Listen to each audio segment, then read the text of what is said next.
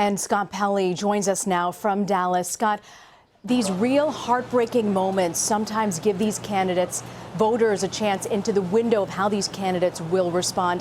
What do you make of the two candidates and their response to the ambush in Dallas? Well, that's such a good point that you make. And with President Obama, we have seen a president who has had to respond to these mass shootings again and again and again. We just learned that he's going to be coming to Dallas next week, and he has been at the scene of so many of these and visited with the families who lost loved ones. It has become a major part of the job. And so it was interesting to me that both candidates seemed to be saying that it was important that the national discourse, the way we talk to each other, be improved, and that there be more listening than talking. But if you're running for president, you have to be good at this. You have to be the consoler in chief, and that has never been more true than it is today. And Scott, you mentioned particularly that President Obama has not been able to make headway on this issue of gun control and gun violence. But do voters really have another option when it comes to Hillary Clinton and Donald Trump? Do you think that there was any sort of moment here that allowed them to sort of break out, especially with your interview with Hillary Clinton? Any new solutions? Well, she did bring up some interesting ideas beyond the ideas of gun control, which, of course, about half of the American people are opposed to. So there are so many potential solutions that are not explored. We tend to forget about these events when they occur. They happen. There's an enormous outpouring of emotion. It lasts for 72 hours, and then the country moves on to something else until it happens again next month.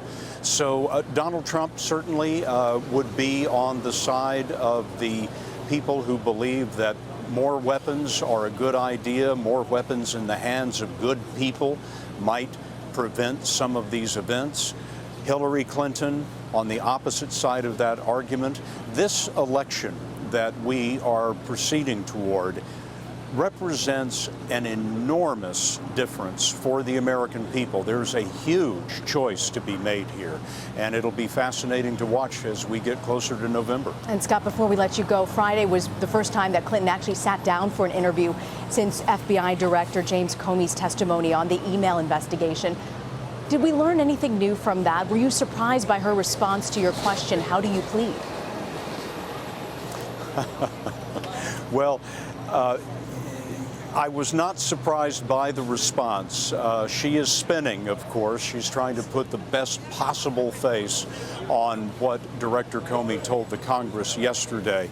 But it's very clear that Director Comey, in his remarks earlier this week, said that Mrs. Clinton, Secretary Clinton, and the people around her were, as he put it, and this is a direct quote, extremely careless when it came to handling classified information. It's an important issue.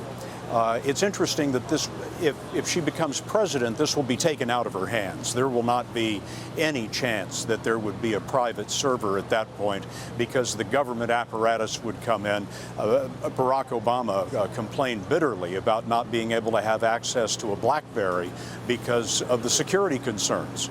So that would be completely removed from the president's hands because the stakes are so high. But as she said, it's a mistake that she wouldn't make again. And Scott, it was also a really fascinating and touching interview that you had on the evening news tonight with the father of one of the fallen officers. Thank you for that. I want to point that out to the viewers who might want to go online to check it out. Our Scott Pelley in Dallas. Scott, thank you. Thank you. Great to be with you on CBSN.